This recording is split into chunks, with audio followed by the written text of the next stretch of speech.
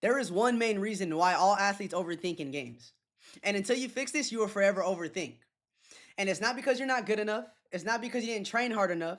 And it's not because your girlfriend's not going to love you if you play bad. Yeah, those are all very valid reasons, sure. But those are all very surface level reasons of a deeper underlying cause. And as for somebody who's played competitive sports their whole life and have been surrounded by high level and even professional athletes their whole life, I can tell you that the main reason why athletes overthink is because their identity is tied to their performance. Every game that they play, every shot that they make or don't make dictates their value as a person. And you cannot have that happening. As long as you let that happen, you will forever overthink. And this happens on all levels, by the way. It doesn't matter if you're a little kid or if you're a top professional athlete. Like, for example, I was playing pickleball the other day at some casual courts. Very light, very casual, supposed to be fun. It's not a tournament or nothing. And yeah, it's just supposed to be fun. So I'm out there playing and I'm playing with people and I'm playing against people. And you would think that they would think it's the fucking pickleball Super Bowl, whatever you want to call it. Because they're crashing out, they're in their own head, they're getting frustrated. You can just tell just by looking at them. And it's like I said, it's because their identity is tied to their performance. How they play and whatever shots that they hit or don't hit dictates their value as a person. Or that's how they feel, essentially. You can literally see, it's crazy. With every shot that they hit or don't hit, you can literally see their emotions go up and down. It's kind of funny, actually. They hit a good shot and they're like, yes. They hit a bad shot, their head is down. All right, you can't have that happen. Because as long as your identity is tied to your performance, you will forever play like trash and you will forever not play at the full potential that you could be playing at. Right? And because when you do that, you put so much pressure on yourself. Unnecessary pressure, may I add. And when you do that, your brain and your body essentially self-sabotages you. And what that looks like is, what if I mess up? What if I do this? What do that? Do this? Do that? Overthinking, overanalyzing. And obviously, you already know when that happens, you play worse. The more you think in sports, the worse you play. It's crazy.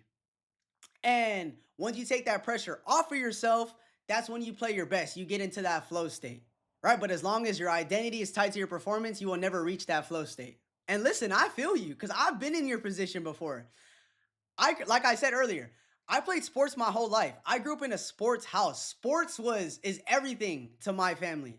And literally your performance, which is not a good thing by the way, literally dictated how my family perceives me for that week. If I played like trash, then they would be disappointed in me. If I played good, then they would love me. It literally felt like I was putting so much pressure on myself to play good so my family would love me, which is literally insane. But as I've grown up, I literally learned that was the reason why. I would literally go into every single game like, I need to play good so my parents would love me, my family would love me.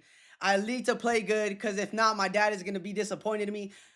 All those things, right? But regardless, my family would love me. But that's how I would think. I would take it to that extreme. And because I was thinking like that, I would play worse. I wouldn't play at the potential I was capable of, essentially. And that's because of your mind being in the way. It literally looks like your mind is being in the way or is in the way of you playing. Like, how many athletes do you know that are really good and are really talented, but you can tell their mind is just blocking them from playing the best that they could be? Right? It's because their identity is tied to their performance, which causes them to overthink, which causes them to overanalyze and play worse. And the main way of detaching your identity from your performance is actually coming to the realization of what you actually want. You may think you want to score 30 points. You may think you want to hit 3 home runs. You may think you want to score a hat trick, whatever it is, extrapolated to whatever sport that you play. But what you actually want is the emotion attached to it. Because you wouldn't care to score 3 goals if it didn't make you feel successful, if it didn't make you feel proud, if it didn't make you feel, I don't know, whatever, happy, whatever it is, right? You wouldn't care. What you want is the emotion attached to it. That's what you actually want. Okay, I need you to come to that realization. Or outside of sports, you don't necessarily want that girl or want that guy. You just want how they're gonna make you feel. You just want them because they're gonna make you feel cherished, make you feel validated, make you feel loved, whatever. Or like me, for example, taking it back to me, I didn't necessarily want to play good. I just wanted my family to love me, right? And what you have to do is figure whatever emotion that you want is and give that to yourself, right? So take whatever stat line or whatever performance that you want to hit and look for the emotion attached to it. right? Look for the emotion attached to it and give that to yourself and feed that to your mind every single day. And it will come to the point where you don't even want to score 30 points. You don't want to score 3 home runs no more. And that's when you do it, right? Because you won't be in the game overthinking. You'll just be playing completely detached and be playing just for fun. Because you have to realize sports is just really a game.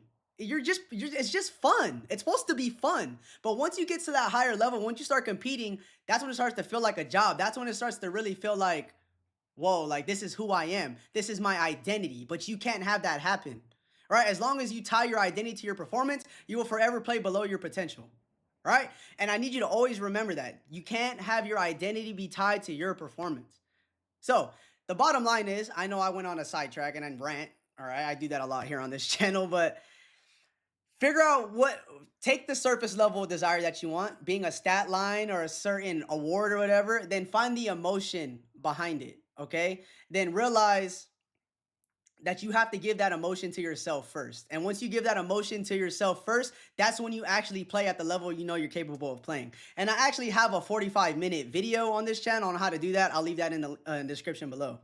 And the best example I can give you of somebody doing this just recently is Alyssa Liu. And if you don't know who Alyssa Liu is, I don't know, you must have been living under a rock, but she's lighting up the whole world right now. She's the 20-year-old US figure skater that just won gold recently. And essentially why she's the best example of this is because she was a figure skater her whole life. It was essentially like a job to her. And that's how she explained it. That was her identity. Her whole identity was being a figure skater. And she was a great one at that. She won everything. I think she was a world champ at 16 or something like that, right? But because of that, because her identity was tied to her performance, there was so much pressure on her. And it got to the point where she got burnt out. So she took like a 2-year hiatus, a 2-year break, and just lived life.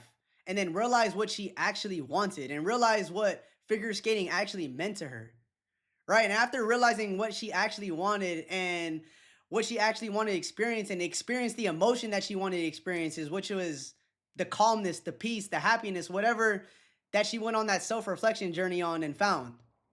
Then she came back to the sport, not because she wanted to win something or to do something, but because she just wanted to skate just for fun, because it was fun to her. Now that she removed the identity of or the pressure of having to perform to achieve this emotion, now she can actually just skate just for the hell of it, just for fun. And right, and like I told you earlier, that's when you play your best, when you play just for fun. Okay? Because like I said, you have to come to the realization that sports is a game and games are meant to be fun. So that's what she did. She came back to the Olympics not to win gold, not even to win a medal, but just because she wanted to be there, just because she wanted to skate. And unironically enough, when she had no pressure on herself to win anything or do anything, that's when she won gold. And you can literally see it. And everybody who doesn't even watch sports can see it. That she's just in a flow state. She's literally out there just dancing and having fun. There's no pressure on her at all. And she played her absolute best. And the fact that she doesn't care is the fact that she won gold. She was good with it and good without it. She was gonna go to the Olympics happy whether she won something or whether she didn't. And that's how you need to have your mindset. That's the realization you need to come to. The less you care about the outcome, the better you play. Okay?